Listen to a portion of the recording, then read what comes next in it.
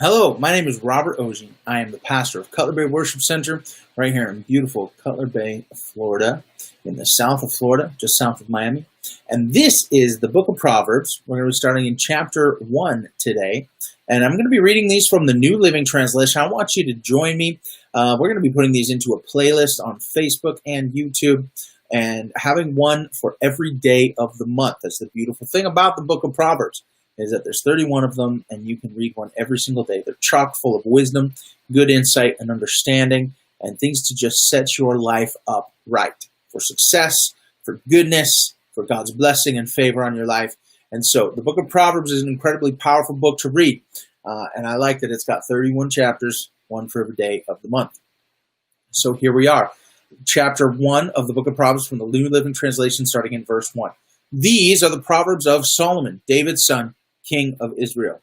Their purpose, this is important, their purpose is to teach people wisdom and discipline, to help them understand the insights of the wise. Their purpose is to teach people to live disciplined and successful lives, to help them do what is right, just, and fair.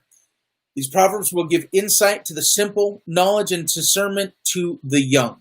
Let the wise listen to these proverbs and become even wiser. Let those with understanding receive guidance. By exploring the meaning in these proverbs and parables, the words of the wise and their riddles. Fear of the Lord is the foundation of true knowledge, but fools despise wisdom and understanding. I want to take a break there just for a quick second. I love this setup to the whole book. All right. The purpose is to teach people wisdom and discipline, to teach people how to live a disciplined and successful life, to help them do what is right, just, and fair, right? They give insight to the simple and knowledge and discernment to the young. What that says to me is that maybe you don't know yet, but you can know. Maybe you're doing it wrong right now, but you can change. Maybe you don't have understanding, but you can gain it. Maybe you're not walking with a lot of wisdom. Maybe you don't have a lot of integrity or character. Maybe someone didn't teach you these things growing up. That's okay. That can change. You can learn and you can grow and you can change in your life. And the purpose of the Proverbs is so that you will live a disciplined life and a successful life. That's not a bad thing. You can want to be successful in life. And success just doesn't mean you've got financial gain. It means you have a great life. In your relationships, in your friendships, in your household, in your job, in every aspect of your life, you can be successful. All right? Jumping back in verse 8. My child, listen when your father corrects you. Don't neglect your mother's instruction. What you learn from them will crown you with grace and be a chain of honor around your neck. One of the themes we're going to see through the book of Proverbs is this reality that if we do not live a disciplined life, our actions end up disciplining us, right? Listen when your father corrects you. Listen when you have an opportunity to course correct and change. Because if you can live a life that is disciplined, meaning you're doing the right thing at the right time, then you won't stumble into problems as often because you are developing your life to be successful.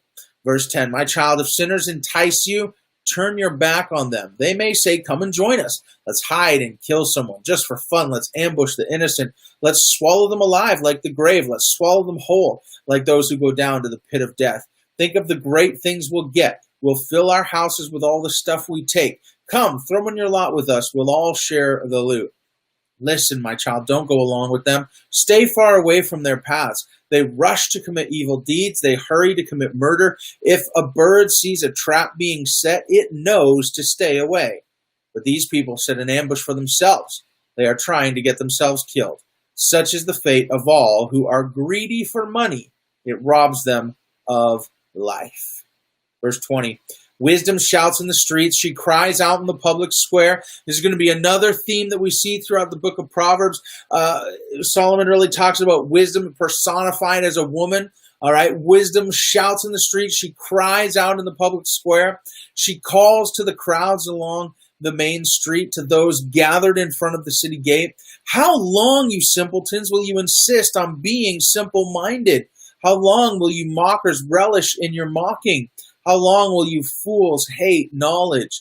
Come and listen to my counsel. I'll share my heart with you and make you wise. I love that the Bible, when it speaks of gaining wisdom and when it speaks of being foolish or being simple-minded or being not living our life right, there is always this invitation to come forward and receive something different.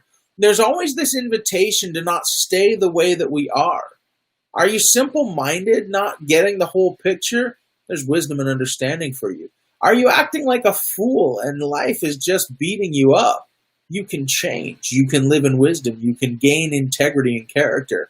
All of these things that we experience in our life, struggles and hardship, because of our own actions, our own doing, we can change and we can experience life.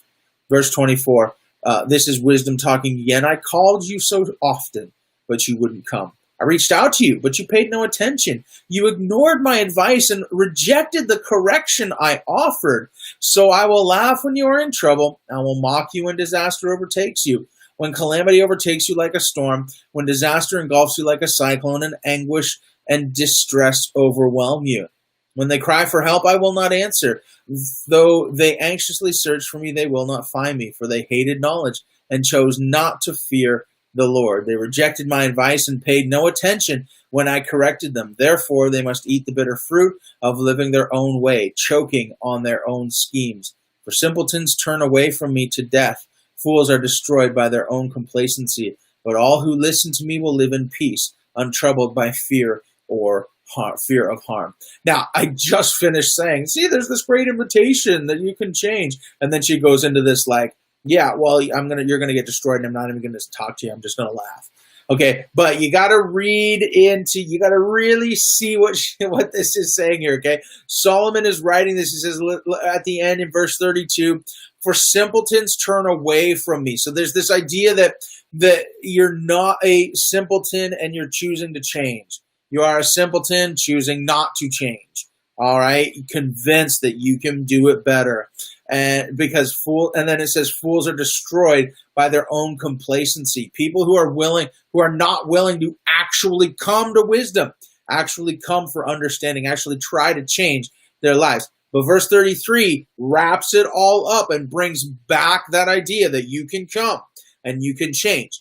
But all who listen to me will have peace, untroubled by fear of harm. So there is in the end of this idea that you can come, you can change. You don't have to stay the way you are. And so this is the setup, okay? This is the setup of all of the rest of the book of Proverbs, all right? Chapter 1 sets us up for chapters 2 to 31, where we're going to see a lot of opportunity to make a choice whether or not we want to stay the way we are or see a change in our lives that is going to bring us into what the first couple verses say. Their purpose is to teach people wisdom and discipline, to help them understand the insights of the wise. Their purpose is to teach people to live disciplined and successful lives. And that's my hope for you. That's my hope for me. It's my hope for my family, my friends, my church, all right, my community, that we would learn to live lives disciplined and successful. That's what God wants for you too. It's right there in the Bible. I hope you're having a great day, and we're going to see you tomorrow for chapter 2 of the book of Proverbs.